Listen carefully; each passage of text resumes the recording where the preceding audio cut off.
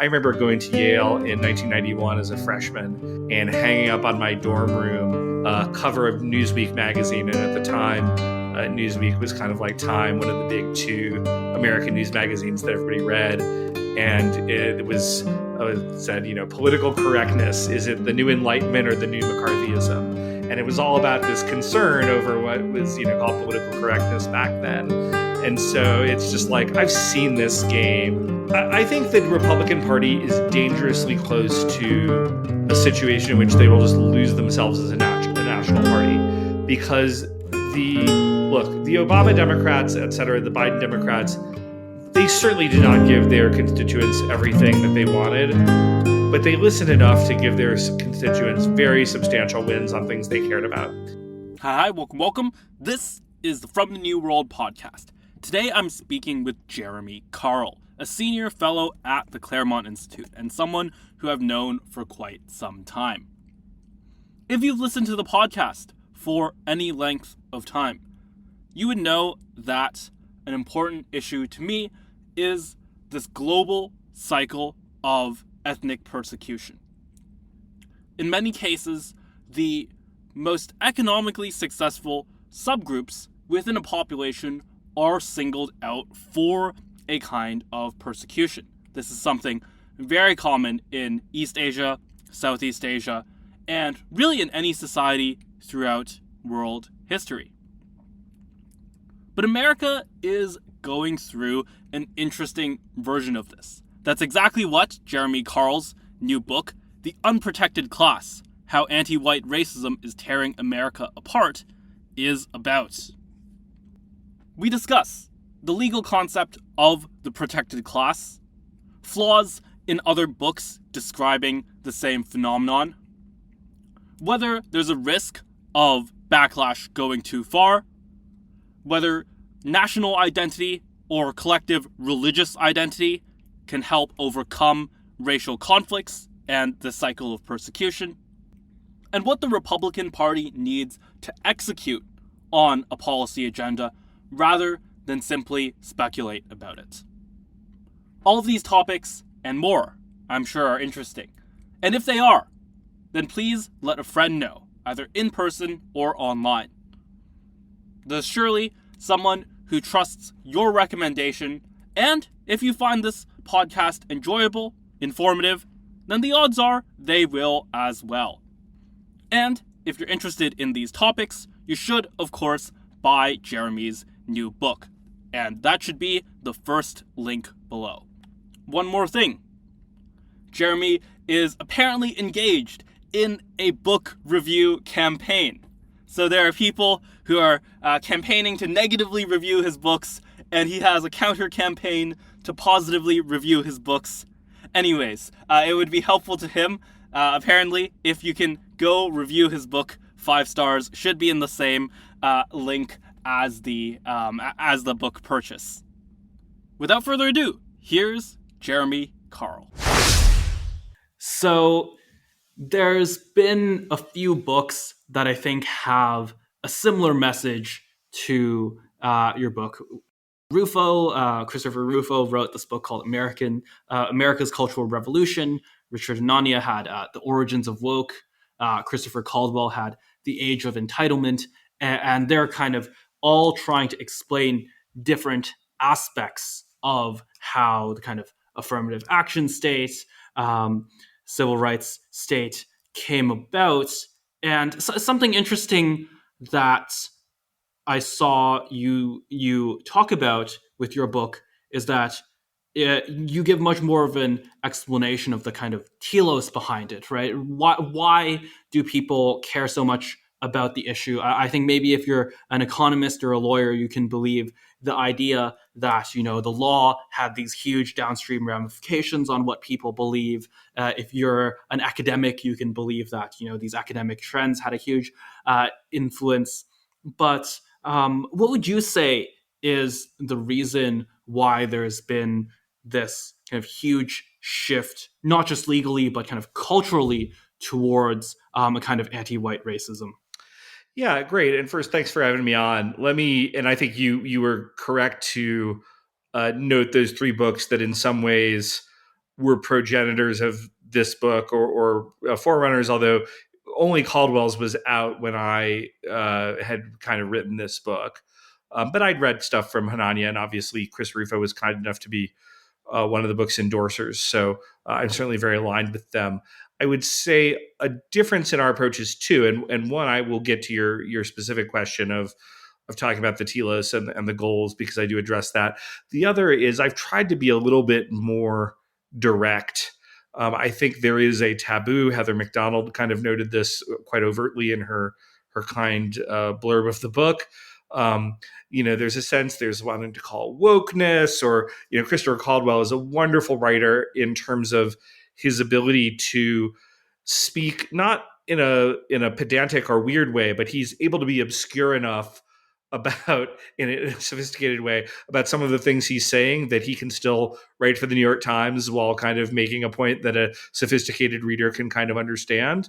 But I wanted to Right, very be Straussian. yeah, no, very Straussian. And maybe I'm failing as a Claremont guy to be sufficiently Straussian here, but I've tried to be just much more blunt and direct, putting the words anti-white and just, kind of not sort of kind of dancing around what I think the issue is. So that's thing one. And then the second thing is that I do talk a lot about what motivated this, because I think perhaps because I've been a political actor, and I mean, Chris is certainly a political actor as well, so I'm not excluding him from this, but because I've served in administration and I've advised politicians, I do tend to think a lot about political motivations. And as I point out in the book, these sorts of ideas don't spring like Athena fully armored from Zeus's head for no reason. I mean, there's motivations behind them. And essentially what I argue, and I acknowledge that this is speculative, but I've had a lot of people say, as I've told them this, oh yeah, that makes sense, that ultimately we have what the sociologist C. Wright Mills called a legitimating ideology.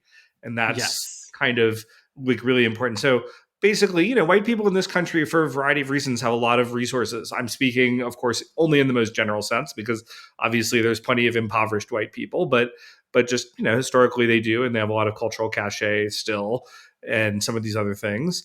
And other groups may want access to these resources. And the resources kind of conundrum like that is kind of one of the most classic political problems that you could imagine. But just at least in our current culture, coming up to somebody and saying, I'm taking your stuff, that's kind of considered bad form, right? You don't do that. So you need a legitimating ideology. And the ideology is, well, if you're systemically racist, if America's history is systemically racist, if I'm going to go through a whole litany of terrible things you've done in the past, and if you're already getting a huge number of advantages through your white privilege right now, it's only fair that I get some of these resources to equal things up. And I think ultimately that is kind of the legitimating ideology that is driving all of this and the reparations talk and everything else. Right. And I'm going to have a version of this in the introduction as well. But to me, I've seen this pattern before. For example, my grandparents were ethnic Chinese in Vietnam. Yes. So there's this book by Amy Chua, I think it's World on Fire, that talks Excellent, about excellent book. market dominant minorities, that whenever you have a group, whenever you have a racial minority group, especially that is more economically successful than those around it, then this kind of oppressor oppressed narrative springs up very naturally. It seems to be, oddly a kind of universal that that there will be a grievance that is spun up, and it will be, sometimes they can find some examples of it in the case of the Chinese, for example, in Vietnam. Sometimes there's very little, and almost all of the time, the action almost always far outweighs what is justified. What's interesting to me is that the political math doesn't quite make sense with America. That, if you have 15%, if you have 15% ethnic Chinese, then you can have, the 85% or 80, 75% of the majority ethnic group vote against the 15%. But at least for now, America is still majority white. So how did this really become a kind of powerful political movement, even despite not, theoretically having the votes for it?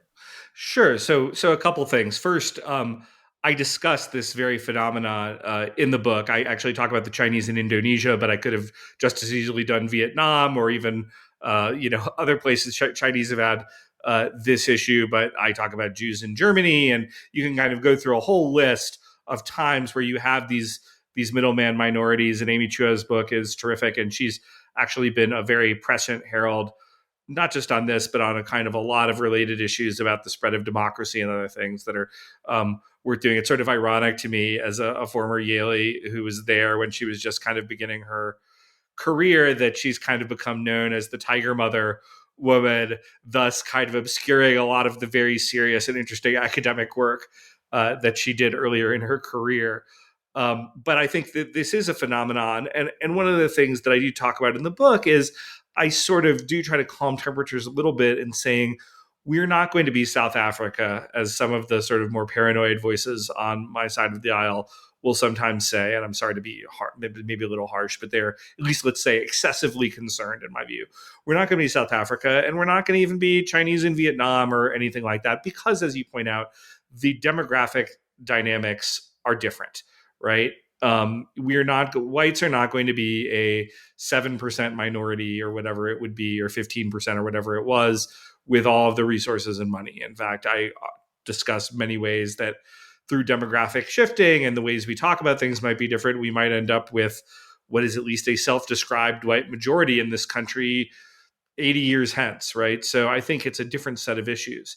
So that's thing one. But I think you've asked a fascinating question for the second element of this, which is how has this happened at all in a country that, particularly until not that long ago, was an overwhelmingly white country? I mean, you had, when I was growing up in the 1970s and 1980s, you basically had, except in a few big cities, whites and African Americans, and that was it. And there were, a few other folks, of course. If I lived in San Antonio, I would have answered that a little differently. If I lived in San Francisco, I would have answered that a little differently. But in the vast majority of the country, that's how it was. So we've had this big demographic transition, and I think actually that's part of the answer to your question, is that the demographic transition in the wake of Hart Celler has been big enough that at least this has become a live issue to talk about. And that's a change in immigration. Yeah, sorry, the Hart Celler immigration bill of 1965 that radically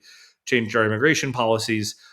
So that's, I think, a piece of it.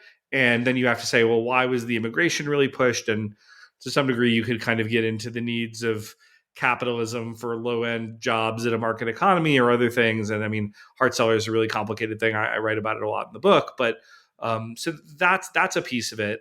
And then there are pieces of it that are actually significantly more mysterious. And in fact, I suspect in the follow-up book I'm kind of starting in on, I'll look at them a little bit. And by mysterious, I mean, like, genuinely, I haven't seen a totally convincing explanation. So here's the best I can kind of offer you. One is there's almost a Puritan streak that runs through kind of the old WASP Mandarin elite culture that was very self-abnegating in certain ways. And at a certain level, to criticize yourself and elevate somebody else in that, I mean, it's a little bit of a weird secularized Christianity. And then I think secondly, of course, it's a statement of power, because if I had $100 million, I don't know that I would have written this book, right? Because, like, who cares for me personally? I mean, of course, I'd love to think that I would be so concerned with the underlying justice that I'd write it anyway. But the reality is it wouldn't be as real to me. I'm fortunate that I'm in a great situation myself, but I have 5 kids, and so you sort of, like, I'm not giving them each $10 million checks when they leave our house. And so it's a little more real. And then the final aspect that I think kind of plays into why we're getting this is, I think, the most mysterious, which is there's been some very good empirical work that's been done that sort of says, look, if you look at average ethnic groups in America, regardless of their political ideology, they have an in group preference. And as long as this in group preference is not super excessive, there's nothing wrong with that. It's kind of like a healthy and normal thing, just like you prefer your parents to, some random stranger, right? Um, and, kind of regardless of political ideology, you see in group preferences. Asians prefer Asians, whites prefer whites. You see a little more self in group preference among conservatives than liberals, but these are not dramatic effects, in any or really concerning, except for self described liberal whites. And self described liberal whites have a huge outgroup preference that is unprecedented in any empirical research that I've seen for groups in other countries, or certainly groups in this country. So they genuinely dislike white people. And I don't have an outstanding explanation for why they behave this way or why they think this way, except to say that it's a huge anomaly. You don't see it in other ethnic groups, you don't see it in other ideologies. And I think it explains a lot of the so called Great Awakening that we've had since particularly 2013, but it was emergent a little bit before then. Yeah. So you touched on a point there. This might tie into this conversation as well, but you touched into a point there, and you certainly go into it in depth in the book. I think that kind of classical liberal types, the kind of Barry Weiss types, see on one side, wokeness as being, or kind of anti-whiteness as being very left-coded, and then religion as being very right-coded. They don't really see a world where the two mix. But you do talk about this, right, with mainline Protestants especially. Yeah, absolutely. And there is just some really, I'm from a more conservative string of Protestantism, so I take this in a different way. But yeah, there is certainly, or if you read Curtis Yarvin, I know you know Curtis, he's been on your show before. His kind of fundamental critique, he talks a lot about this kind of, what you're just seeing is Christianity, right? Like in the sort of Unitarian sense of the word that goes back to the earliest days of the Republic. He'll sort of explain some woke phenomenon. And I wouldn't necessarily always tie it up that neatly in a bow, but I do think that that is an element, and certainly the mainline denominations in Protestantism are descendants of that. And so I think that's one of the reasons you're seeing it. Right. And what's really interesting here is that this is something that's predicted by someone like Girard, right? Rene Girard, who says that, he puts this kind of provocatively, he says that, Satan, which is representative of this kind of desire to persecute people, will increasingly persecute people in the name of equality, or in the name of anti-persecution. Right. So he mostly points to communism as doing this, right? Saying that in order to Right. be all equal, we must really persecute the bourgeoisie. But yeah, say more. Do you think that there is this kind of desire for this is something that I think Christopher Hitchens has talked about, right? That there's desire for victims, and if there's no victims, then there's almost a desire to create them. Yeah, absolutely. And I think, particularly as somebody who is religious, I feel so strongly, and it was not always not raised religious, and was not religious my entire life, and so I kind of have that secular perspective that a lot of probably your listeners do as well. It's not a foreign one to me. What I would say is, there's a blogger once that I read, and he sort of said, the left, he said, are secularists, but they're incredibly poor secularists, because what they've done in taking God out of actual religion is they've allowed religious thinking to infect every single other mode of their thought. And I think that this is really true. It's one of the many, in addition to just the truth value of it to me, but just so setting that aside, which you shouldn't, but for the pure utilitarian calculus for your listeners who are into that, um, I would say this is one of the many values of keeping religion within a religious framework where we understand that what we're doing is religion, and that there's a certain amount of ineffable or things that will not be explained directly by logic and reason. And when you take this away, and when you take in the desire to worship, and you take that and you direct that to a human end rather than a divine end, there are all sorts of this religious thinking that kind of seeps into the allegedly secular rationalist discourse that we're supposed to be having. And so much of wokeness, particularly on the left, um, to me is just a form of this displaced religious thinking and a really unhealthy um, framework. But to be slightly fair, even on my own side, and I have a lot of friends who are kind of more vitalist Nietzschean rightists, so this is not casting an aspersion on them or saying they don't have anything useful to provide to the debate. But I think that it is a risk, and some of the more dramatic gestures that you sometimes see from that community, or some of what I think are the excessive enthusiasms for a certain thing, are a result of the fact that, like Nietzsche, God is dead for them, and they struggle. I think if they've read Nietzsche carefully, they will understand, and I unfortunately suspect a lot of them have not, that Nietzsche, of course, viewed the death of God as a great tragedy that somehow we needed to overcome, and that he wasn't celebrating that in any way. And so I think in many ways, yes, the secularization of our society is the start of many of these disturbing trends to sacralize various victim groups, and to punish the kulaks, who in this case are white people, et cetera. And just the it's the mother of a lot of the really disturbing trends that we have going around.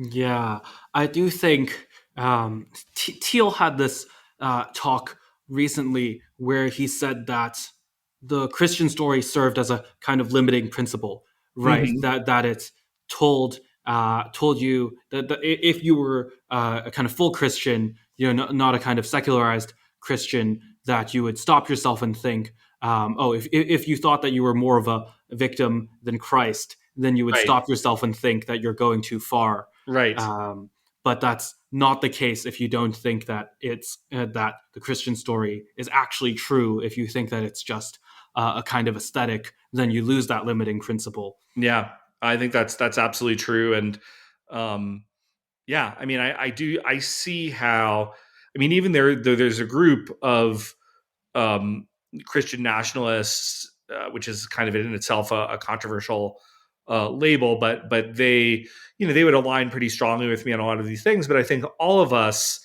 because we're Christians, we have that limiting principle ultimately. Like, nobody's comparing this to anything biblical. I'm suggesting that we have a very practical problem in America, that I want to solve it in very practical ways. That nobody's being nailed to a cross here, okay, and nobody is going to be nailed to a cross and show up 3 days later. But that we've got a problem and we need to deal with it. And of course, to the extent that I see the liberal church is somehow contributing to this problem, or even sometimes the evangelical church, I'm going to talk about it in that context. But again, we've lost that limiting principle, and you see this again. And this is, I know we just have a little time, so I'm feeling free to kind of wander a little bit. But in For sure. Richard Dawkins declaring himself a cultural Christian, right, recently, I think it's the result. I mean, Richard Dawkins, as many of your listeners probably know, kind of like the most famous of the new atheists. And what I think Richard Dawkins has realized, and Salman Rushdie has talked about this a little bit as well, is that in kind of his many years of attacks on Christianity, he suddenly realizes he sawed off the limb on which he was sitting for many years, and that really the kind of things that he valued about the West in terms of its openness, et cetera, were really direct outgrowths of a certain type of Christian civilization that we have here.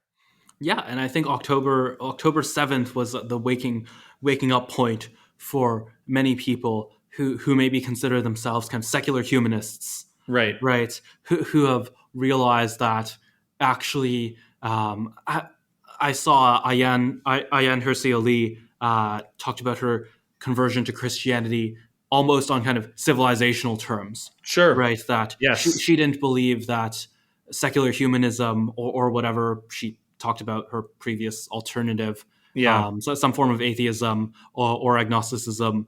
She didn't think it was enough to kind of push back on the kind of either the excesses of Islam or the excesses of this kind of either wokeness, or I think anti white is a good way to describe it. It's a more honest way to describe it, in fact, because I think that there are kind of hard to nail down definitions, right? You see this game being played with, for example, critical race theory, where people can say, this is not the exact kind of intellectual content that's being taught. It's actually something else. But that's a lot harder to play those games with something like anti-white, right? You're either saying things that disparage white people or, quote Right. unquote whiteness, or you're not, right? Right. And it And becomes again, very clear to I'm identify glad you that. said that, because again, I'm using this very direct language and these very direct examples because I want to get rid of these games. When we say Yeah, critical race theory, when we say wokeness, there's just this level of abstraction and deniability about what we're really talking about. And I'm saying, let's talk about what we're going to talk about. And, maybe it's just I'm not smart enough to be a good Straussian and, put it in 15 levels of irony and abstraction. But I think when we talk about this with normal people, I mean, if you go to a normal person and even you say critical race theory, like how much could they really define it? Not so much. If you say anti-white racism, now they may not agree with that or they may not like it or whatever, but I think they would all understand what you mean when you say it. yeah, absolutely. Um, Something that I'm also curious about is how far. I mean, we talked about the legal side of this earlier. How far conservatives are willing to go on this, right? You see Yeah. Rufo doing work in Florida. Rufo and Governor Ron DeSantis Yeah. doing work to suspend DEI departments. We recently had well, it's been I think a year now, almost exactly a year since the Supreme Court decision overruling affirmative action, right? Sure. In students versus or Students for Fair Admissions versus Harvard, I believe is the name. Yeah. So is the momentum kind of on your side? Well, certainly I'm not publishing on the tail end of this problem. And in fact, I think there's a very cringe sort of take that you're seeing occasionally now with this notion that wokeness has peaked. And I would say at best, we've had a modest turnback of the ratchet. And I can remember, I mean, this is the advantage of being a little bit of an older guy. Okay. I remember going to Yale in 1991 as a freshman and hanging up on my dorm room cover of Newsweek magazine. And at the time, Newsweek was kind of like Time, one of the big two American news magazines that everybody read. And it was said, political correctness. Is it the new Enlightenment or the new McCarthyism? And it was all about this concern over what was, called political correctness back then. And so it's just like, I've seen this game play out a number of times. And so I think just demographics and some of the underlying political needs that I talked about at the outset being what they are, we haven't even begun to have the biggest push on this yet. On the other hand, I do think it's the case that when I started writing this book almost 2 years ago, and when I started thinking about these issues more seriously many years ago, I'd sort of sit there and be like, whoa, this tightrope is kind of bouncy and narrow. And that, the chasm looks pretty deep below me. And I'm sitting here all by myself. Whereas I now feel like, wow, maybe they put up a second rope that I can grab onto. There's more people talking about this in a honest way. There's more people who are at least mainstream on the right, guys like Charlie Kirk and Tucker Carlson, who were kind enough to endorse the book, who will like utter the phrase anti-white racism. And so I do feel like the discussion is mainstreaming. And part of the reason I wrote this book, in fact, a lot of the reason I wrote this book was to further mainstream that discussion. But I think at the same time, the conservative movement has still got a ways to go before they're comfortable in really talking about this in the way I think it needs to be talked about. And there's just a lot of people who just are not, it's going to have to get more desperate. It's a little bit like the federal deficit, right? And the debt, where like, we're not going to deal with it until the apocalypse is near us. I'm not absolutely saying that that's like where we'll wind up on this problem. I think they're different problems, but I could see it just having to get really, really bad before cooler heads prevail. And that's my hope, is that cooler heads do prevail. Again, I mean, I didn't write this.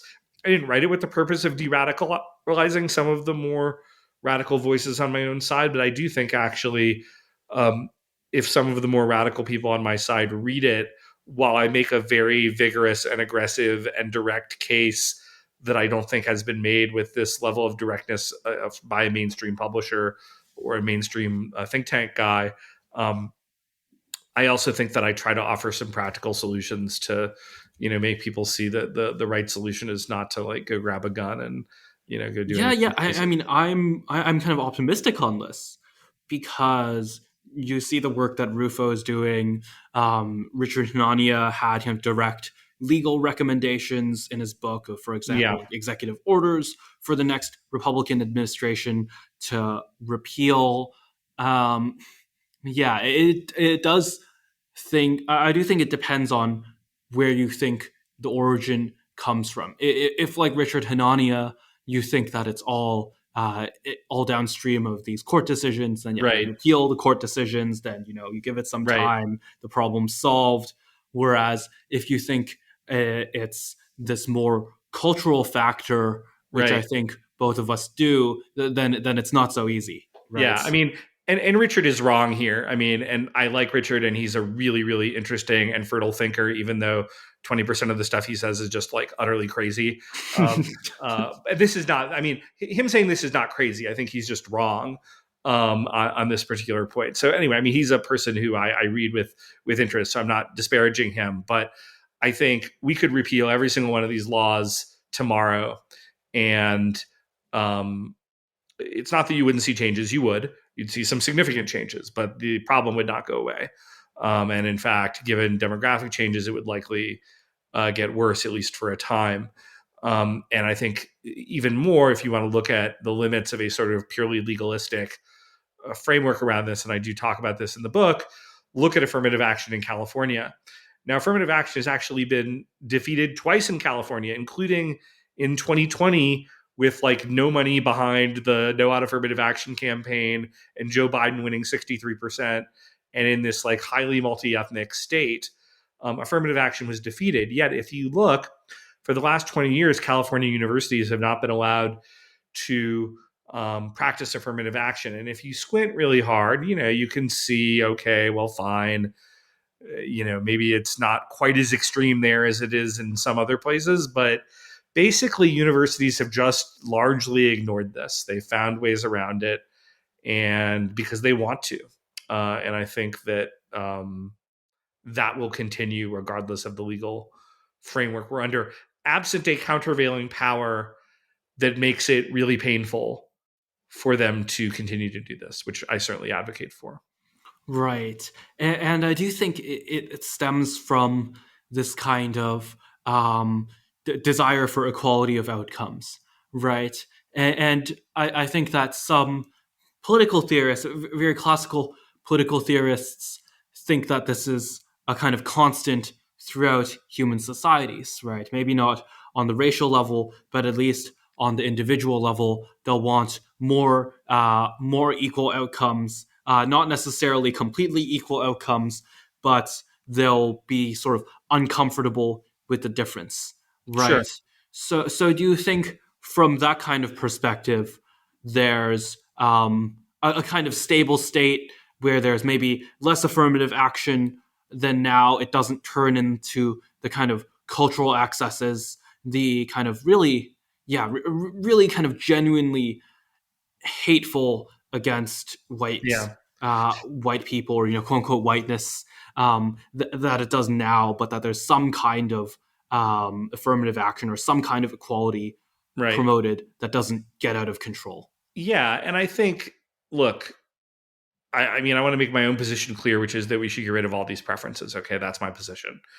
On the other hand, backing off and saying, what do I think is the likely politics here? Um, you've probably looked at the data. I've certainly looked at the data. People have no idea what it would mean to really like in terms of what demographics would look like if we were to do some things like really have Harvard admissions be an all merit affair. And the demographic numbers would just not be politically acceptable in a democracy. I just think that's the reality, especially with Harvard having the level of institutional power that it has. And in fact, I think one of the really interesting things around this, I mean, one of the really fascinating sub elements of this debate is among the, as you know, I'm sure the plaintiffs in the Harvard case were Asian American, and we should actually talk about that because there's a whole fascinating dynamic around that. But I think there was a fascinating split in the Asian American community, particularly among those who had gone to Harvard, where a greater number than you might expect on the surface of it had been for affirmative action. And I think the reason why is that honestly, they perceived, and I think correctly, that a 60% Asian Harvard would be an institution that did not have the same power in society, even if that's what the merit admission said, than a 25 to 30% Asian Harvard might. And I think I don't know that that was necessarily a conscious thing that was even in their minds, but I think that there was a knowledge of that. That if you get too far out of whack with underlying demographics in very visible ways, that a powerful institution can lose its power. And so that's like a fascinating little sub element of this whole debate. Yeah, the kind of degree, and I think that you had a great quote in the book that was something like, despite I forget if it was six or seven of the justices being non-Hispanic whites, that they thought that and none of them being Asian, that the Asian plaintiff was kind of more palatable, right, or Yes. more politically convenient. That itself was an implication on the sentiment here. Yeah. Um, yeah, Absolutely. Absolutely. And I literally just talked about this on another podcast with a very prominent conservative attorney who agreed with me completely on this point. And I think it says so much about, I mean, when I point to like, well, how can I not prove my thesis, but what are points in favor of it?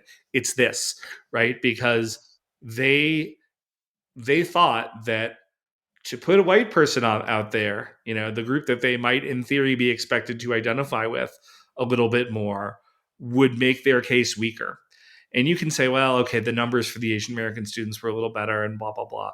I mean, this is true for a variety of reasons that we don't need to get into the detail. I just don't think that was the motivating factor. I think it was they didn't want to look like they were doing something that was pro-white.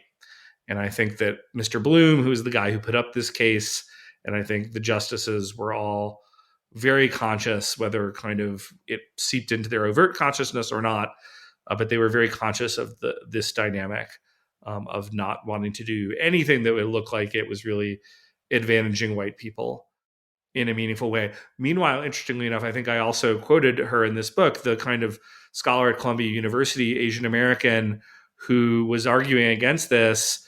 And she said basically, like, white people will be the biggest beneficiaries of getting rid of this. I don't know whether that's true or not, whether whites or Asian Americans would be the biggest, but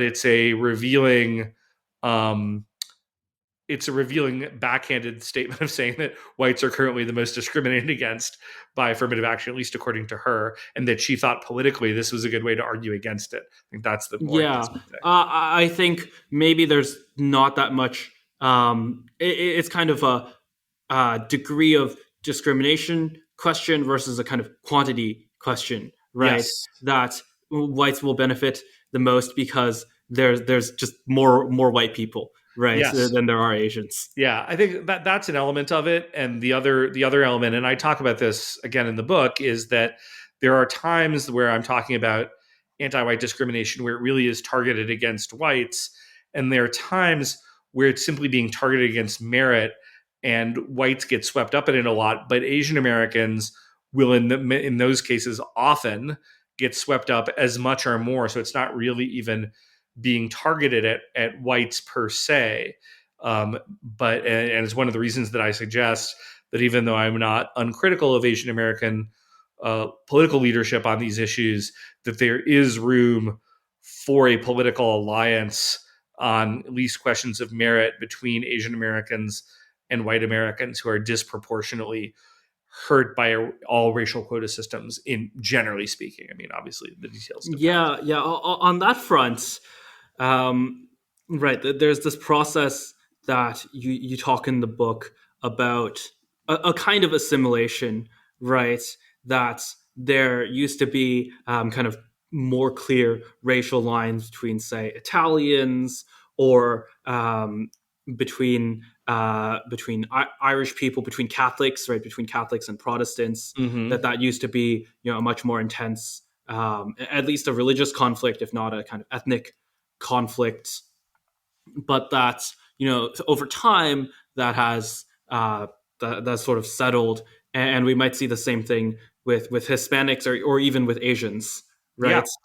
yeah, absolutely. And I sort of suggest I talk about this book White Shift by Eric Kaufman, who's a really Yeah, Eric interesting. Hoffman's great. He's been on the show. Oh, wonderful. So, okay, so probably at least some of your listeners will know him. He's a multi-ethnic scholar of race and ethnicity, and he's at the University of Buckingham in the UK. Although he's Canadian by birth, and he wrote this really good book, White Shift, which I quote a few times in this book. And kind of effectively, what he argues for is a sort of multiracial whiteness. I think sort of maybe the less provocative way. Yeah, that's a If I spicy term. if I had to slightly revise, one little bit in the book, I think just in kind of talking this through with people, I think white just still freaks out so many people that I might kind of talk about, even though it's a little more abstract, a new American ethnogenesis. So the notion that you're kind of creating this new American identity that ultimately there'll be some people of pure European descent in it. There'll be a variety of people who might be Hispanics of very mixed European descent. There'll be Eurasians. There'll be people of total non-European descent who will just, want to identify with this group for various reasons. But that, they really have a sense of identifying with the history of America. And that's kind of a positive going forward, notion we can have. And the most dramatic example that I can think of this, that I talked about with my friend Razib Khan, who wrote about it a little bit. He did a very, and he may be known to some of your listeners as Yeah, well. he's been on the show too. He's been on the show, right? Okay, and Razib, probably one of the foremost popular genetics writers in the country, if not the foremost in my book. But he wrote a great piece on Hungarian genetics where he sort of goes through.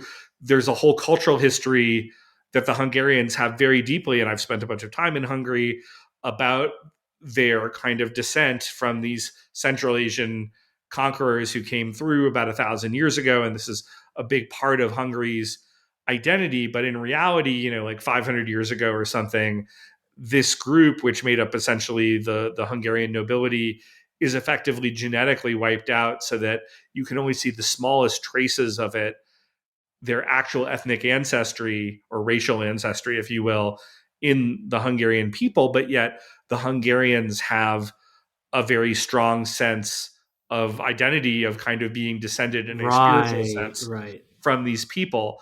Again, I would kind of argue, A, this shows the malleability of ethnicity. And B, I think it's kind of a positive story that we can tell about the US, because certainly if you were to imagine a totally mixed race US at some point in the future, I don't know that that's necessarily likely, but even let's say a US in which a large portion of the population was of mixed racial background, it suggests that they absolutely could choose to tell these stories. Just like Obama chose to fixate on his African heritage rather than his European heritage. I mean, it's a choice he made, and his own brother, who lived in China, kind of thought this was a really dumb choice, and he Right. didn't agree. Your broad everyone just considers you an American. They can hear it in Right, your voice. right, Yeah. So, I mean, certainly my parents were considered themselves American. I was always raised considering myself very American because they were from Hong Kong. They absolutely hated the yeah, Chinese Communist Party. yeah, Right. yeah. So Hong Kong, for one that of my favorite reason, places, and one very of the much. most interesting places to kind of test out ethnogenesis in a certain degree, for sure. Yeah, and they consider themselves, um, either culturally separate or kind of culturally British in many ways as well. Certainly in the kind of uh, loving freedom, loving independence, um, loving enterprise and risk taking. Sure. So this kind of cultural genesis, it's it's really interesting.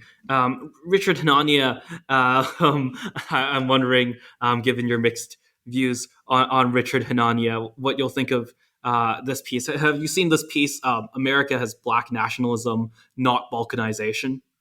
I think I did see it, but refresh me on kind of what his thesis is.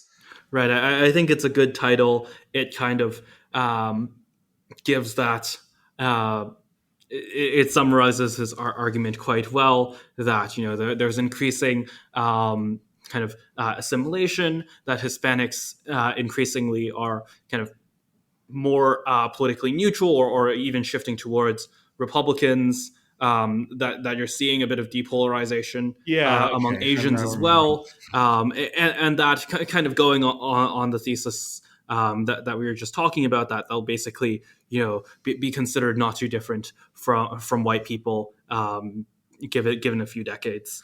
Yeah. I mean, look, there's not that there's nothing to that. Okay. I mean, there is something to that. And I think um, the issue of African Americans is a separate and distinct and more kind of profound issue than it is for other ethnic groups for a variety of reasons. Um, at the same time, I don't find looking at, say, just political voting numbers, you don't really see the dramatic switch, at least as of yet, that Richard is talking about. I mean, there's still huge gaps in terms of voting. And I think in terms of other things, even culturally, and I think one kind of fascinating thing, and you may have your own perspective on this as an Asian American, is I think the Democrats have become the high status party and Republicans are sort of the country party and the low status party. Asian Americans tend to be very attuned to status. And so they've really identified increasingly in ways that they did not 30 years ago, although we don't have as good survey data on voting. But what we do suggest that Asian Americans were actually sort of more Republican 30 years ago than they are now. And so that kind of suggests that they may have to make a choice at some point, because the Democratic Party is going to increasingly advocate for policies that I think will be quite harmful for Asian Americans. And yet the status kind of element of sort of joining this country party that's also seen as maybe an excessively white party, and maybe it's excessively Christian, and a lot of Asian Americans, I mean, there are obviously a lot of Asian Americans who are very, very Christian, but there are also a lot who are not. It just may not be a cultural fit. I don't know where that's going to go, but actually, from my perspective, that's a really important thing for the future, because I think if we now, speaking as a white American, if we have some sort of a political alliance with a lot of Asian Americans around some of these issues that is kind of focused on pro-social activities and meritocracy and things like that, that will be a very, very positive thing for everybody. But it's not totally clear to me that it will work out that way. Yeah, on the difference with Asian Americans, I think it may in part be due to immigration flows as well, because of the kind of older Sure. in the '60s and '70s, there was a lot of basically like anti-communist refugees, Right.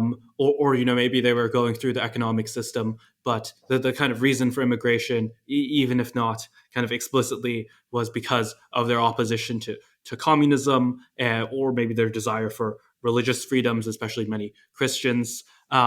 Whereas that's less so the case now, right?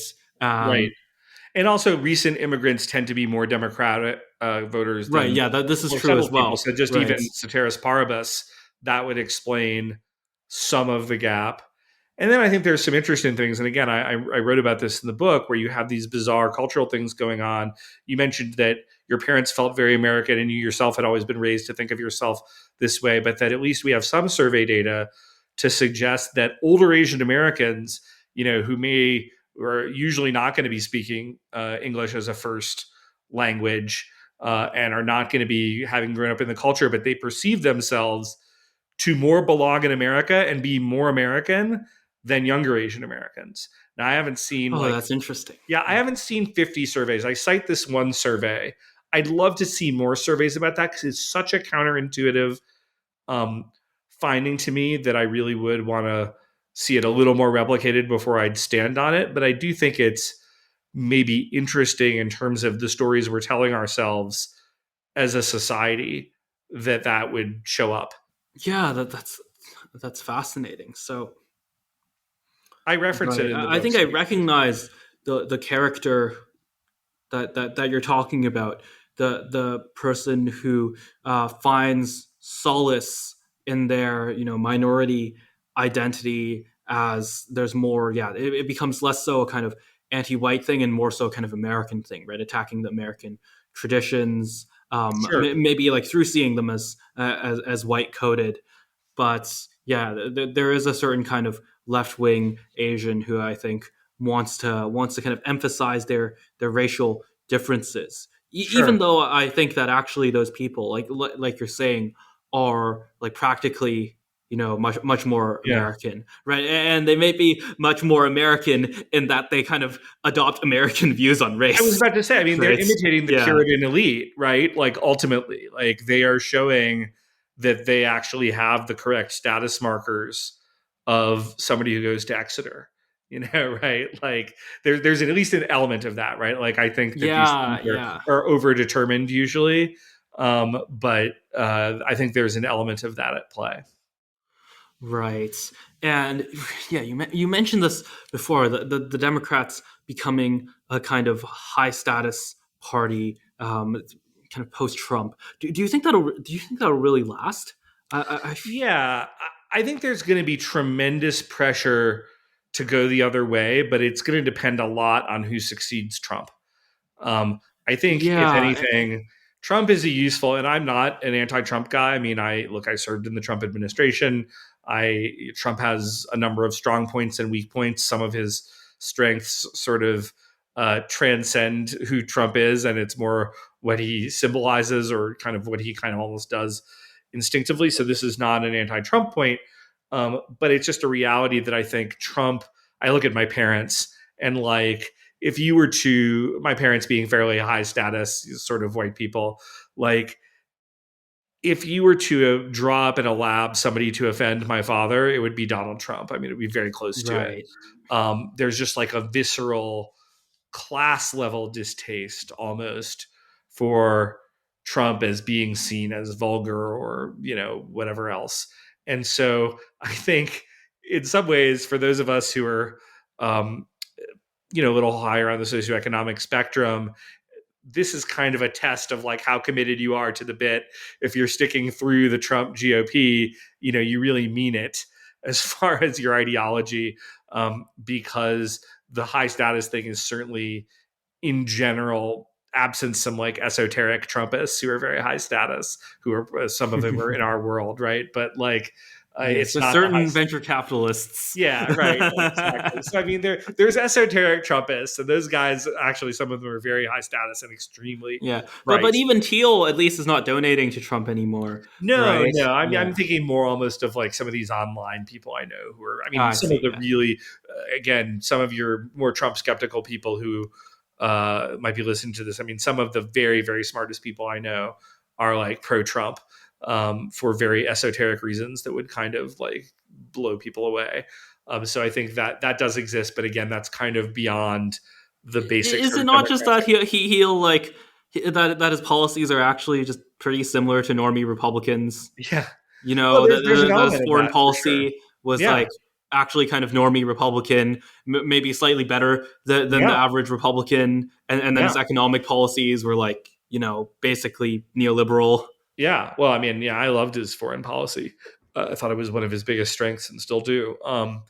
But I think depending on who succeeds him as the Republican standard bearer, I do think that if it is somebody like a DeSantis who is the Ivy League guy who kind of, I mean, he doesn't always speak in Ivy League for a variety of reasons, and he doesn't have that background. but he knows how to go into a room and relate to people like that. I do think that a lot of people who left the coalition who are high status, who I actually think we'll need. I mean, I've written a book. I wrote one of my most popular articles was about toward a Republican counter elite, and I kind of argue that we really need um, these elite people, more of them in our coalition. I mean, I think the way politics works is you don't just have a, much as it is an appealing refrain for populists, the lower does not just overthrow the upper and have no infiltration from the old upper. It's not a successful model. I mean, that's not a moral statement. It's just an empirical statement about how politics works. And so the question is, how do we increase the number of class traders? From my view, and bring them into the fold. And I do think, again, they're because of some of the craziness that the Democrats are promoting, and because Biden himself is so low status. I tweeted about this just yesterday. I mean, I disliked Obama intensely, but I would, you could recognize an intelligence there, a sophistication there in his presentation and the way he talked. You read Joe Biden's tweets, and I understand Biden's not even writing them, but they truly do feel like they're being written for a 90 IQ audience. And for the allegedly non-stupid party to have to subject themselves to this kind of idiocy must be a little bit painful to them at a psychic level. Yeah, this does seem interesting. I do also think October 7th is a big factor here. Although interestingly, the Biden administration, at least relative to the Democratic base, has been more supportive of Israel. Absolutely. Right? So they kind of understand that, at least on a political level. Yeah. Well, I mean, half of Democratic donations almost come from Jews, very small percentage of the population. I've seen, a variety of numbers, but I think certainly a third to a half is a very defensible number. So, I think Biden is very aware of that, and that has affected the way that he's chosen to play Israel. But again, you see the tensions of that with the base, and you see the free press types, really migrating over exactly to the right. And then people like me who are a little more just conservatives, we look at a lot of these people who we view as liberals who've just been mugged. I functionally understand the need to have some sort of an alliance with them, but there is also a degree of caution about letting them really set the agenda for the right. Yeah. There's always there's this kind of integration where, where the kind of new element, the kind of highly connected offshoot, or the highly connected kind of former left wing refugees. These are what the neocons were, right? Sure. Become much more powerful in the kind of counter movement, become disproportionately powerful in the counter movement, and then that actually has a kind of ratchet effect. Yeah. And there was a great PaleoCon quote, and I'm just blanking on who said it many years ago. He sort of said, we think it's all very well and good when the former prostitute joins the church, but when she wants to preach the next sermon on Sunday, then we begin to get a little bit nervous. And so I think there's an element of that. Right, but at the same time, I am very cognizant of the social and political capital that a lot of these folks bring in. So I'm not one of these people who's stomping my feet saying, no, we will not let you in our coalition because you don't subscribe to all of our views. I've seen people evolve over time in positive directions. So I think we need to welcome them, but I think there also just needs to be a note of caution there. Right. And I think that, Arnold Kling has this model of the three political languages, right? Of oppressor oppressed on the left, of civilization versus barbarism on the right, and liberty versus tyranny for libertarians or kind of classical liberals.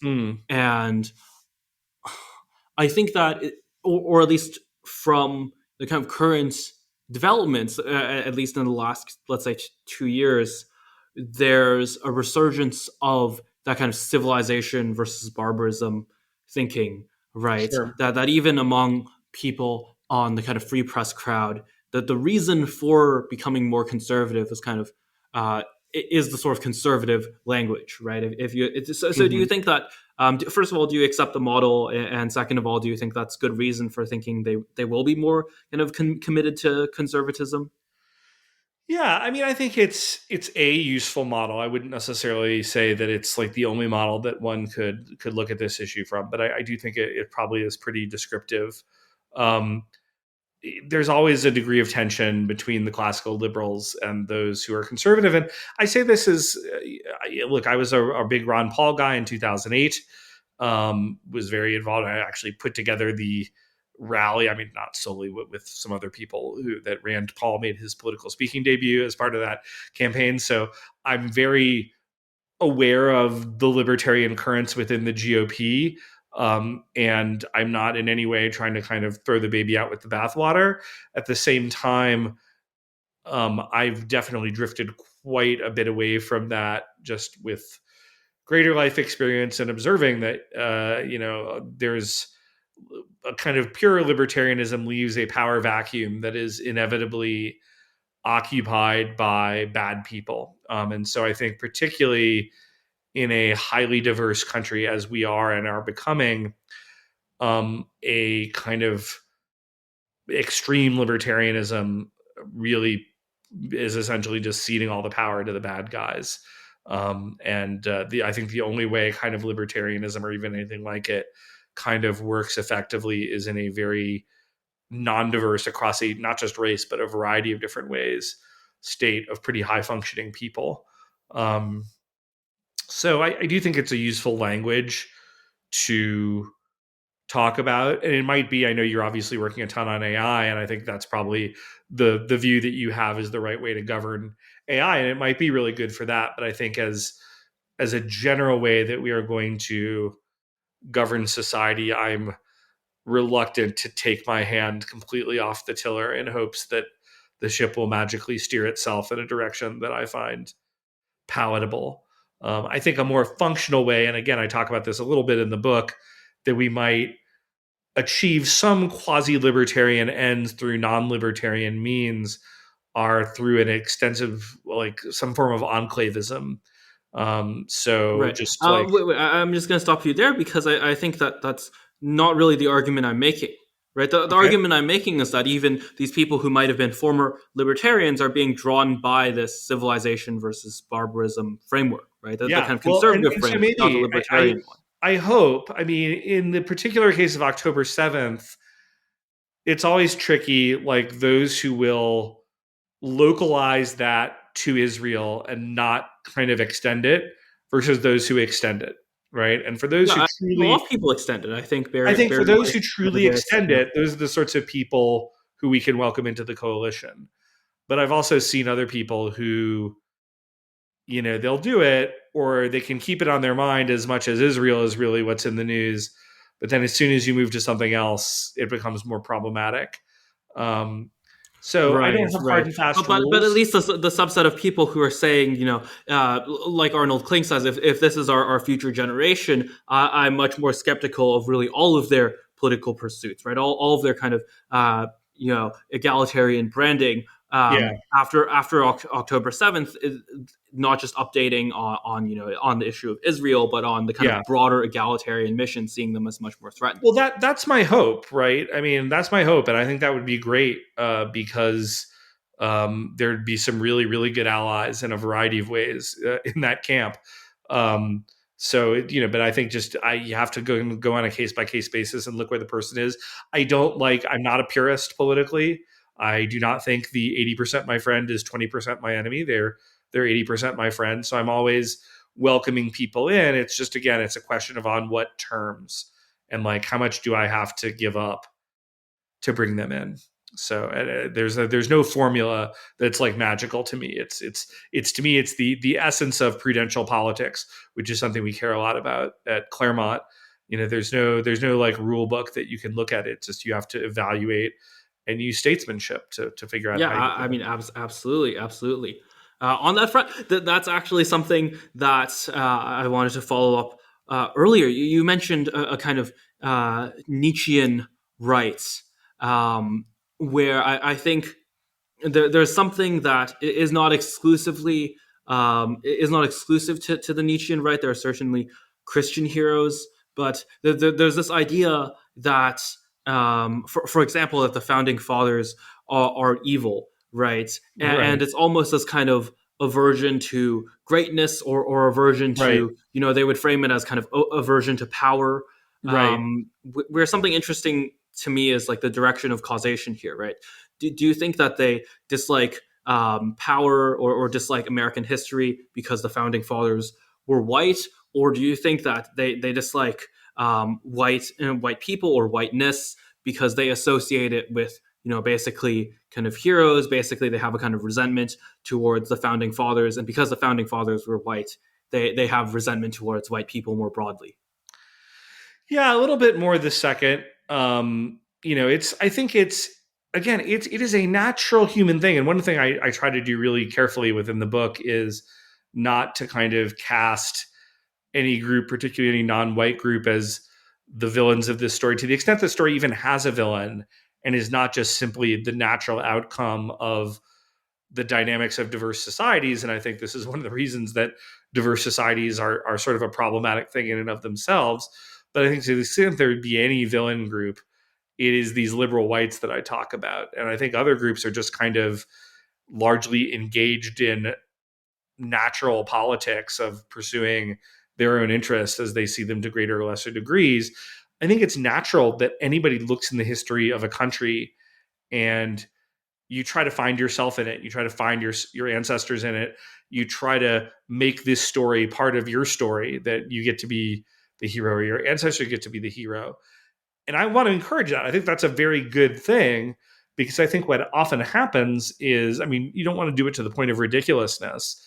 But if you don't see that, then you say, well, that story's bad. We're going to tear down all those statues of those bad guys, and we're going to put up our new heroes. And I think that's a lot of what's going in now. And I wrote a piece for my Substack on San Antonio recently, which I think is actually a kind of rare place where this has kind of worked reasonably well. I mean, it's a city that's only like 22% Anglo and it's 65% Hispanic, but it feels very American in a way that is like unique of a city, at least that I've been in the US, with that type of demographics. And it's, I think, a lot of things that are unique about San Antonio's history kind of lead it to be that way. And I think one of the things you go to the Alamo in San Antonio, and even though most of the Hispanic in Texas did not side with the revolution, there were a number of those who did, including some who died at the Alamo, and their stories are really told there, because what we're trying to say is their story is our story. And I think that's a very healthy thing for any society to do. Yeah, I mean, absolutely. The creation of the sort of broader myth, not to kind of detract from the American founding, Right.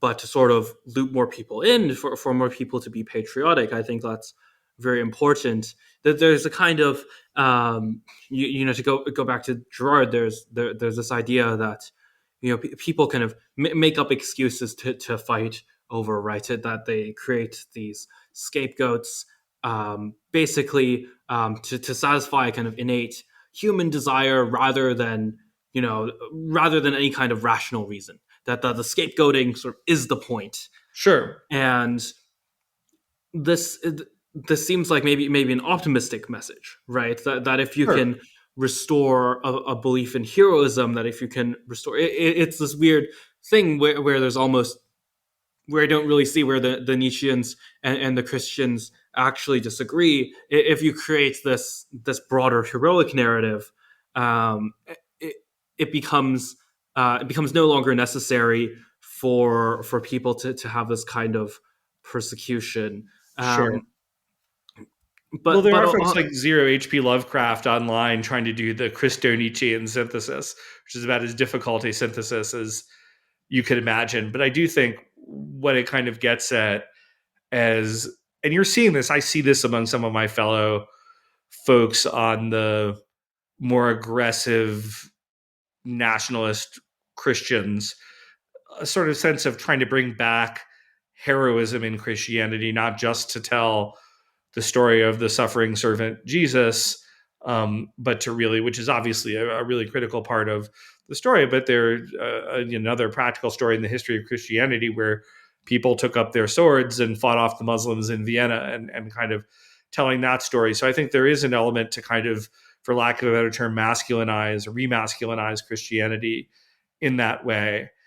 And I think the Nietzscheans would do better to, I don't want to say get religious thinking, because it's not, I mean, they should, but I don't know what it Yeah, looks I like would for say them. that. Yeah, I don't know what that looks like for them, because I'm not a Nietzschean, but I mean, I've read Nietzsche. I think he's a super interesting writer, with a lot of valuable insights, but I'm not a Nietzschean. Um, but they need to do something to soften a little bit, or they're going to die, syphilitic and childless like Nietzsche did. Yeah. One of my European friends who's a big Nietzsche, and she gets really annoyed with me because she says I'm so American, in that when I critique Nietzsche's philosophy, I say, well, look at his life. I do the same thing with Rousseau. And I'm like, a guy with a life who was this disordered and disastrous, it's somehow reflected in some failures in his fundamental philosophy to me. Yeah, He's well, just, one might argue it leads to a kind of, the self criticism leads to the philosophy, right? You're kind of yeah. chasing your own shadow there. Yeah, but she says I'm just hopelessly American to say that, but I will stand on that and take that as a compliment. Really, I mean, if American culture is, holding people, or not necessarily, from a pure negative, yeah, I think this is true of negatives and positives. Looking to people's actions as demonstrating, their, either their ability to execute, or their virtue. I think that, that this kind of Americanism is great. Sure, absolutely. Yeah, but right. So the kind of future of the right, this is kind of fascinating, because there's almost, both on the left and the right, there's seems like there's a frequent desire to shoot yourself in the foot. Yeah, Right, that there's a frequent desire to kind of choose the most polarizing thing, to kind of push people away in ways that are kind of completely unnecessary, that are just totally optional. yeah. And right. So do you worry that people will go too far on race, that they'll become either adopting of, I mean this in the kind of literal sense, not in the kind of caricature, but like actual white nationalist beliefs, or anti-Semitic beliefs, something like that. Yeah.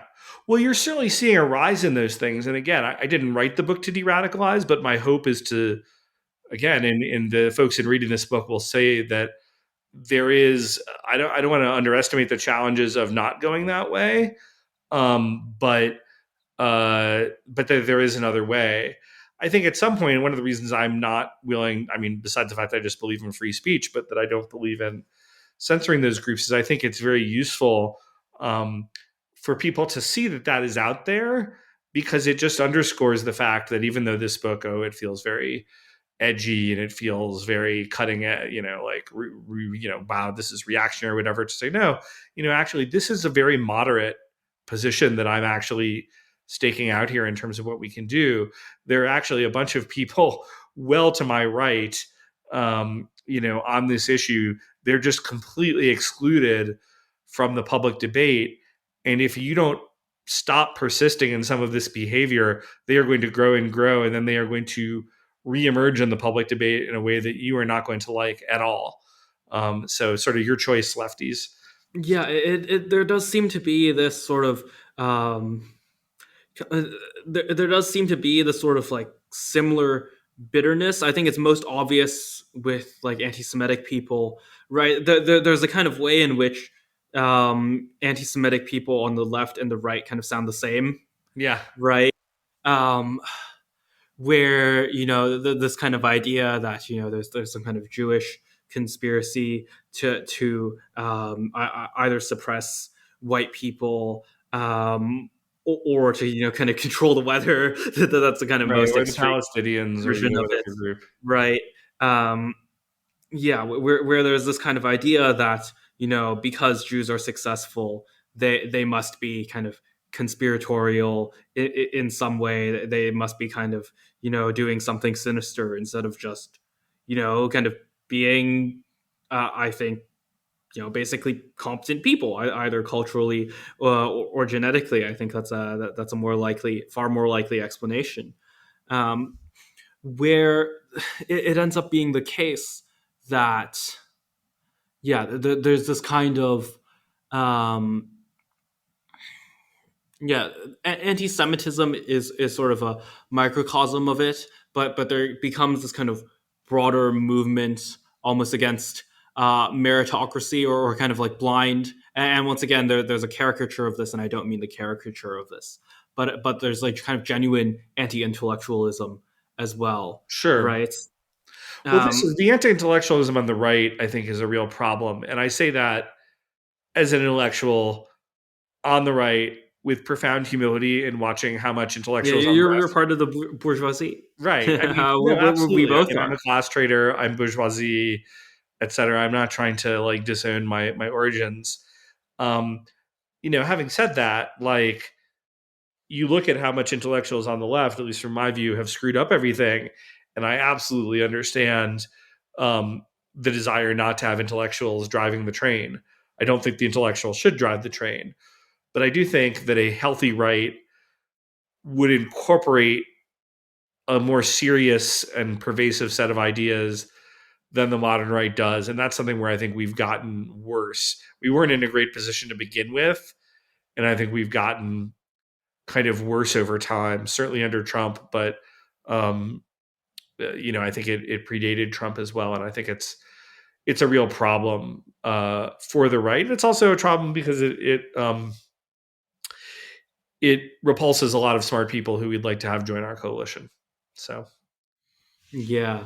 Um, so I think that we've drawn that line really clearly, that we don't want a kind of politics of persecution, but in avoiding that persecution, it's interesting to talk about um, what might be a kind of political reality, right? So you mentioned earlier that libertarianism might only work in kind of radically homogenous societies. I don't think that's the term you used, but kind of societies that are not just homogenous between right. races, but also between kind of a broader set of characteristics. But Sure. do you think that there is a kind of intrinsic problem with multiracial societies? Yeah, I mean, I absolutely do, and it doesn't mean it's unsolvable. But I mean, I absolutely take the opposite position of Dan Quayle, who said at the wake of the LA riots to a Japanese group that diversity is our strength. Now, that doesn't mean that I think absolute uniformity is a strength either. I think there's always a healthy tension, and I'm not suggesting that you can't have. Again, I think when you have a group that is clearly demographically dominant, I think you can have a degree of diversity within that society. But I think um, when you have multiple ethnic groups all kind of competing for the same pie, and you can say, well, fine, grow the pie. Great. I mean, we do that, but I think there are limits. It's just a recipe for all sorts of problems. You could say, well, the Romans dealt with this pretty well, and they did. And part of it is that the diversity doesn't always need to be around race, because even though race is a super visible category, there are other categories. So you can unify around religion, or you could unify around some really strongly held cultural belief. But I don't think we have any of that in the U.S. Okay, um, when people say, "Oh, the U.S. is a creedal nation," I'm like, well, inform me of what creeds those really are that we all agree on, and do I get to kick people out who don't agree with those creeds? And I think the answer is you're going to have problem coming up with those creeds. Not that you and I would probably agree on a lot of them. I mean, you talked about your parents and freedom and things like that, and so to me those would be core American values. But I think quickly, at least in 2024, you'd find that it would be very hard to come up with those values. And what's more, we're not going to remove people from the political community because they don't share those values. And so when you have that reality, then I think an excessive amount of very visible difference between communities, especially when you have a racialized jobs and everything else program, becomes really problematic to deal with, and is something we're just going to have to manage as best we can. Yeah, it seems to me. So the most sympathetic version of this argument to me is basically like, if you hold the kind of um, resentment politics constant, right? If you hold the resentment politics constant, then you kind of want to. Then there are obvious drawbacks to kind of creating more points of points of resentments, right? Whether that's race, whether that's other kind of shelling points for difference. Um, what's interesting is that America seems to at least have historically have some process for this not to hold, right. Sure. That like we said, that there's a kind of multiracial whiteness, to borrow their term. Right. It is kind of like intrinsically a kind of fun term to Yeah. have. No, it I is. think It is. I where think it's a useful term to like describe a social phenomena. yeah, where maybe the question is, is this is there maybe some kind of causal thing where the tensions around either the Irish mob and Prohibition, or Italian Americans and the kind of Black Hand, that these stories play out in a way that ends in more in integration ultimately, right? That seems to be what happens in history. Well, that's what we hope. And I guess all I'd say is there's two big differences between, there's several big differences. Again, I talk about several of them in the book, but I'll just hit a couple really big ones between where we were and where we are today, which is, you can say what you want about Irish or whatnot, but after the first generation, if an Irish person marries a British person and they kind of raise their kids according to a certain standard, only somebody with a very keen ethnic eye is going to be like, aha, you have the one parent from the out group and we don't like you. So just the melding process among people that kind of generally, again, I'm not trying to minimize the different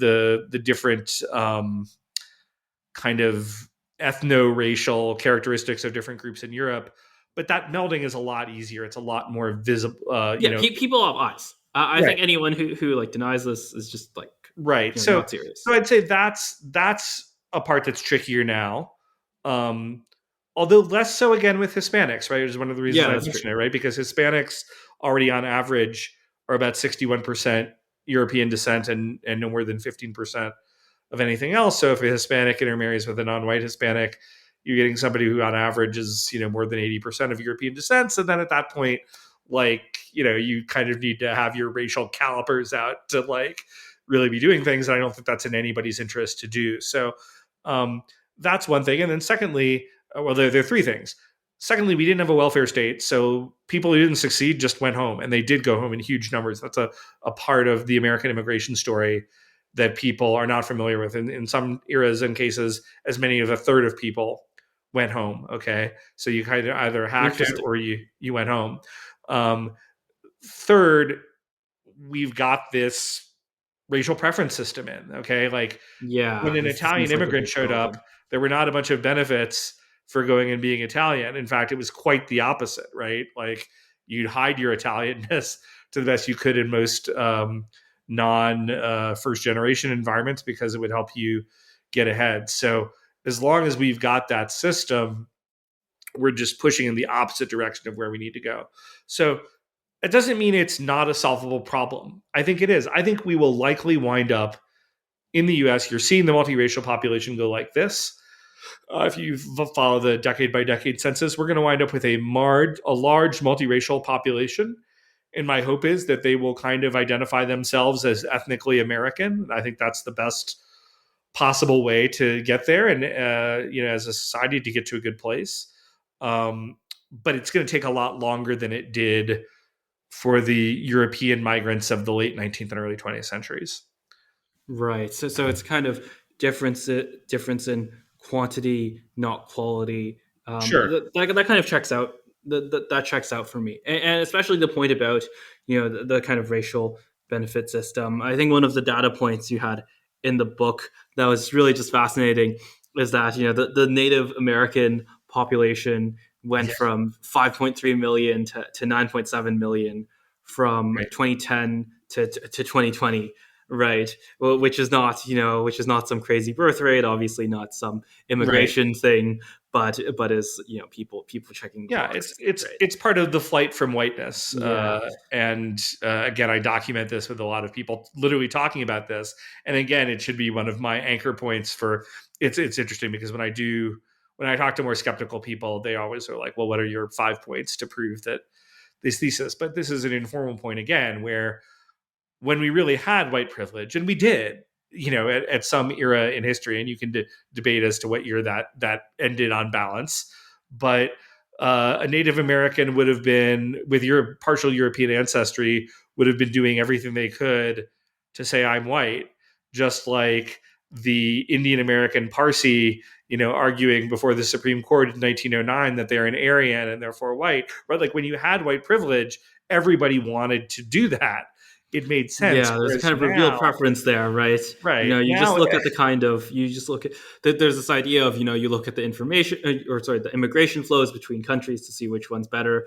yeah, You can also look at the kind of identification flows between races to see which ones kind of have more advantages. I love that phrase, by the way, identification flows. I'm going to borrow that because that's exactly what I'm talking about. It's like, look at where this is going. The identification flows are all in the direction away from whiteness, at Yeah, least legally, maybe informally, maybe. I mean, these are sort of the fascinating things where, like, in a social setting, you want to be perceived as white, but then as soon as you are in a legal setting, you want to be perceived as something other than. So that's yeah, yeah. yeah. So related to this class conversation we've been having, there was this book out called "White Rural Rage," Ah, right? yes. You know I about have been this? forced to read this book, unfortunately. Okay, so Um, I have not read this book. I've read several reviews of this book, including one that just says the methodology is bad, yeah, and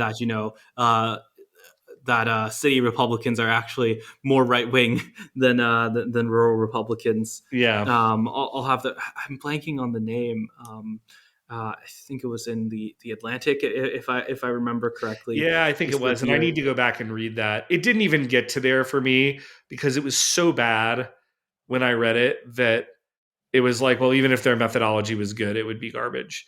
But I do want to read some of the more serious methodological critiques. I mean, but it really was just to a shocking degree a book of like cosseted, DC Beltway academic and DC Beltway journalist, who, to be slightly fair, they did go to these rural communities and talk to people, but just the level of assumptions they made about like truth that, I'm like, well, wait, I could test this. I'm not a white rural guy, but I mean, I am kind of, because I live in Montana in a setting that is pretty rural, but I'm not the person they're talking about. Um, uh, just a kind of shocking things. I actually told about this. We have a part-time nanny, and she is from a town of about 15 people that is 45 minutes from a town of 400 people in Montana. It is just about the most rural place in the entire country where she grew up. And I was sort of explaining this book to her, and I was saying like how much she would be annoyed by it if she read it. I mean, just like no context for like what's going on. But again, I mean, to me, this was just another default point of anti-whiteness in elite culture, that a book like this came out, sold a ton of copies, and was taken really seriously by a bunch of people. Right, and it seems like it seems like an attempt to create, more kind of divisions, right? In a kind of cultural sense, where maybe they see this wave turning. They don't want, or maybe they think that it's going to get worse, and they want to say, there are the rural whites, and then there's the city whites. They really want to draw that Right. distinction, and maybe make Yeah. Democrat voting Right. whites at least feel better about it, right? Good whites versus bad whites. Yeah. Yeah. So this kind of classism in the Democratic Party, it does feel like, um, yeah, there's almost a Girardian aspect here, where there's kind of more motivation because among white Democrats, right? Because they're also white, they see more of this desire to persecute. Um, yeah, do you think that that's right? So we can kind of look at these two stories in parallel and play out all of the hypotheticals, right? So there's kind of the level of racial division, and then there's the kind of level of intra-white division. Do you think Sure. that if there's less racial division, there's going to be more of an attempt by kind of white Democrats to draw this sort of cultural division? Yeah, they will. And I mean, I think again, one of the fascinating things is that Trump, the so-called avatar of white supremacy, and again, I want to stress not my view of Trump, but the view of Trump's critics. If you look at the polling right now by race and ethnicity, Trump has the smallest gap of any Republican, if not ever, certainly in my lifetime. And um, that's reflective of two things. First is that he is polling better, particularly among Hispanics, but also among African Americans. I think not necessarily much better among Asian Americans, which is a little bit of the class dynamic, I think. Um, but he's also polling worse among whites. And that's because I think bourgeois whites find a figure like Trump to be really repellent. And ironically, I would argue that um, Trump's personality is actually one of the things that has kind of kept a more white identity politics from fusing on the right, because I think bourgeois whites and more middle and working class whites look at each other around Trump with incomprehension. Again, I'm just Right. speaking really broadly.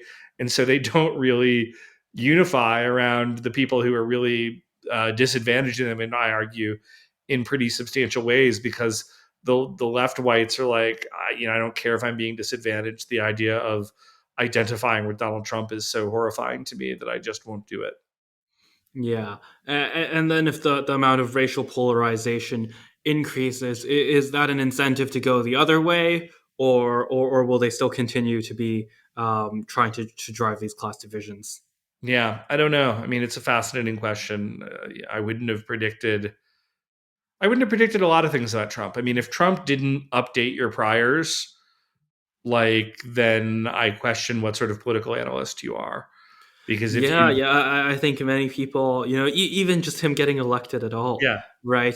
Even before day one of the Trump administration, you sure, probably should have changed your mind a lot about politics. yeah, and I'd like to think that I did, and I was a Trump skeptic who moved much more toward the Trump camp, and not just for Machiavellian reasons, but because I really kind of understood, Right, here's right, some but things. if there's more of a division, if there's more of a kind of either class division or just a kind of push away from the Republican Party, isn't that an argument against Trump?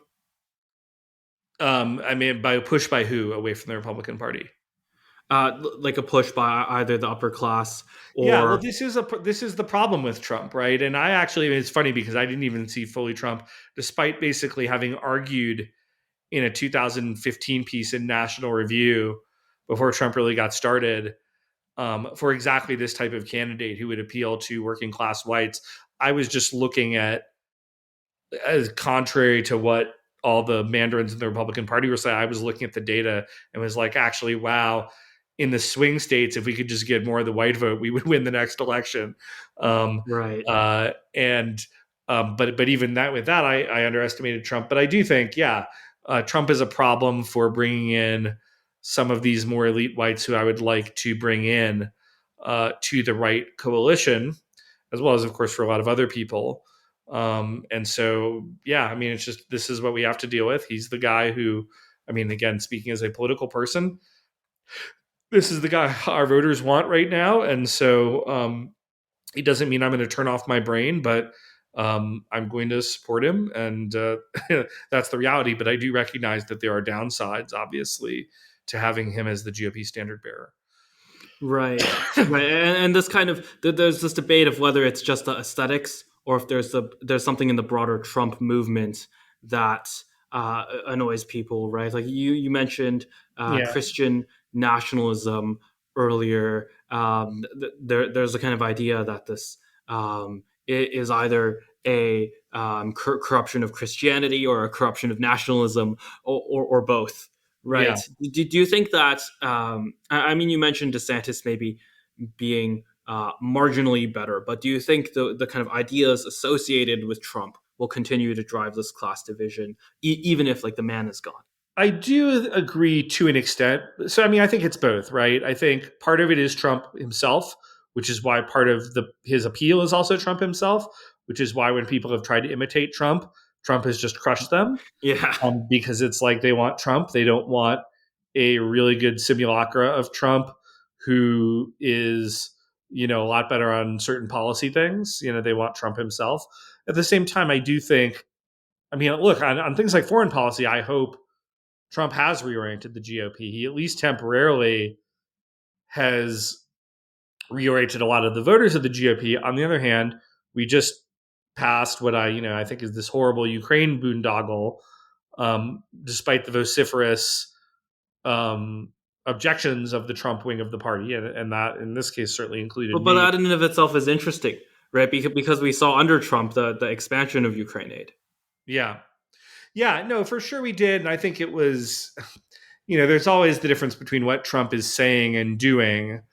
Right, But so I do that was just like John Bolton or whatever. That was just his administration. Yeah, I do think that Trump, I think it's a big mistake for people who say, oh, well, Trump doesn't have any ideas and blah, blah, blah. I mean, I think there are really some things that at least instinctually have always gone through Trump, both on trade and on um, kind of his finding the average law abiding American to be appealing and the criminal and the whatever to be like deeply unsympathetic.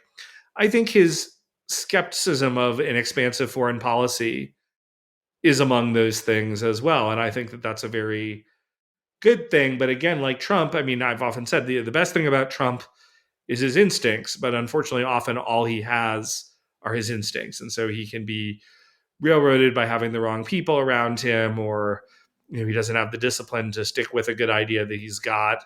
This is one of the reasons that those of us who are in politics are paying a lot of attention to how could we get the right staffing ready for Trump 2.0 so that we're in a lot better position than we were when we were caught very flat-footed with Trump 1.0. Yeah, for sure. So That kind of policy machine. I mean, I've seen it. I've seen it up close. Um, and there's a kind of, yeah, you mentioned earlier the kind of post Trump kind of internal war, right? It's almost Biden had this phrase, fight for the soul of the country. It's interesting because Biden is sort of the antithesis to this. I think there's a fight for the soul of the Democratic Party that kind of Biden put on hold. Right, he was like, yeah, let's just pause this until no, Trump no, is. no, I think that's a astute Uh, observation. and then the same thing's happening in the Republican Party, right? Where it seems like there are these pushes for the Republican Party both to become more elite appealing with people like Richard Hanania pushing for that, and at the same time the push for it to become more populist, right? Yeah, And there's a faction of the right that I still don't completely understand their kind of political theory of sort of um, the kind of Curtis Jarvin wing, where it seems like on one hand they're more populist, but also more elitist at the same time, right? Maybe yeah, they believe in a more elitist governing model, but a more populist campaign model, right? right. So like how is that inter-Republican fight going to play out? Where is Yeah, the well, role of I the don't think Republican I'm Party? praying at least that we are done with the Romney, Ryan, McCain type leadership. And I think we actually are, at least for the foreseeable future. I think there really has been a turn. I'm not saying that we're going to even get a Trump light figure or even that would necessarily be desirable in But 2028. is that on the idea of aesthetics or on the idea of a kind of policy, right? What's Both. the decline in tax cuts versus the decline in like decorum posturing? I think a little bit of both. Like, again, I think there is going to be, I just think about this, particularly from the lens of foreign policy, where that was really one of the principal things that drew me to Ron Paul in 2008. And we could not have been more marginal in the Republican Party. I mean, it was the big thing that made Ron Paul completely non-viable because we were the Reagan, expansive foreign policy. And I think now, if you're really paying close attention to what's happening on DC, um, the Republican politicians, that old guard, the geriatric Mitch McConnells, Yeah, are Mike Johnson's not having a fun time. yeah. I mean, they are painfully pushing this through because there's a lot of institutional power still there, and there's the old guys still believe in it. Um, but there's tremendous resistance among both the younger Republican politicians and the voters. So there's been a real substantive change, and I think we'll see that. Um, Right, but it, this gets to the kind of Burnham posting, right? This gets right? to the theory of, policy change versus aesthetics change. Yeah, The idea is that, that kind of institutional elite, which is not just, policy staffers, but people with vested interests in the Republican Party, yeah. are not necessarily going to change. I think that Well, they really, may like, not. at least in the first Trump administration, really didn't seem to change. I think the Republican Party is dangerously close to a situation in which they will just lose themselves as a national party because the Obama Democrats, et cetera, the Biden Democrats, they certainly did not give their constituents everything that they wanted, but they listened enough to give their constituents very substantial wins on things they cared about. It is very hard to see how the actual voting base of the Republican Party benefits from a lot of the stuff that the Republican power brokers in DC are seeing. And from a purely Machiavellian perspective, they should have changed. And the fact that they were incapable of doing that was part of the reason, a lot of the reason we got Trump, was kind of a desperate attempt to kind of gum up the works that I think was understandable. To go back to your kind of political theory question of how you sort of square the circle of this populism and elitism, I think that Disraeli's one nation Toryism kind of offers a very useful model. And that was an idea where you absolutely had an elite governing, and there's a certain amount of magic and hand waving here, but very much kind of in a genuinely populist way on behalf of the whole But the UK society. model is a lot more party centric, right? It doesn't have Yes. this additional kind of policy, think tank class. At least it's much smaller. It doesn't have this kind of administrative. Well, they do have some administrative branch stuff, but it's much less entrenched. The party controls so much more, right? Whichever Right. party is in power, it's sort of more kind of capital D Yeah. or not capital D, lowercase d democratic in that way, right? Where, Yes. where there's less of a machine. Um, it just does not seem to me. The more I'm in DC, it feels that way. It just does not seem to me to be moving. No, I think that's right. And that's why it might all just collapse, right? Because, like, if DC just gets this out of sync with people, I mean, there would be kind of like Curtis Yarvins who will be like, no, it'll persist for 500 years or whatever. But I actually think it's just the system is more fragile than you'd think for just the reason you described. I actually think the Pendleton Civil Service Reform Act was one of the worst laws ever passed in the history of the United States. I think all that stuff should be much more governed by the party. If Trump were able to put forth some of the reforms that people in my orbit are working on to have in early, that would really restore a lot more small d democratic accountability to the administrative state, I think that could be a very big of a game changer because, as you point out, a one nation Toryism type model does require more party power. Mm-hmm. Um, For so, sure. so maybe we'll see that. And if we don't, look, there's nothing. God has not said anywhere that I found in the Bible that like America has to persist as a going concern, or certainly that the Republican Party has to. And so, look, we could collapse. I mean, I don't look forward to that, but I think if the Republican Party cannot, Is it going the way of the Whigs? yeah, I mean, if they can't situate themselves a little bit more meaningfully alongside their base, this is not normal. Like what has happened under McConnell and for years and years, it's not normal that the Republican base gets almost nothing. And what you saw with just the complete inability of the Republicans to govern is on abortion, when the dog finally caught the car on an issue that Republican base cared about, we were totally flat footed because we'd just been doing kayfabe for so many years. It's like we had no idea how to deal with, like, oh, we actually got a meaningful policy win that our opponents hated. What do we do now? And we were caught flat footed. And as a result, of course, the Democrats have been running free, and folks like me are trying to kind of run rear guard to. Yeah, that was something fascinating where it was a kind of case study of this kind of political theory where there is no there is no actual party position, right? There's only all of these separate special interests, and they're not kind of adapted. And I don't mean special interests just in a pejorative way, but basically, people who believe in an issue, right? Yeah. And these kind of people who believe in an issue, these parts of the coalition are not actually like aware of each other. That they're not actually aware of what each other is doing, and then there's just kind of like great incoherency within the Republican Party. Yeah. Right. So this just leads to collapse. This doesn't lead to any kind of, but there are these kind of, I mean, we talked about October 7th. That was something similar in the Democratic Party, right? Where I think the Democratic Party factions weren't really aware of each other. And once in a while, these things get checked, right? And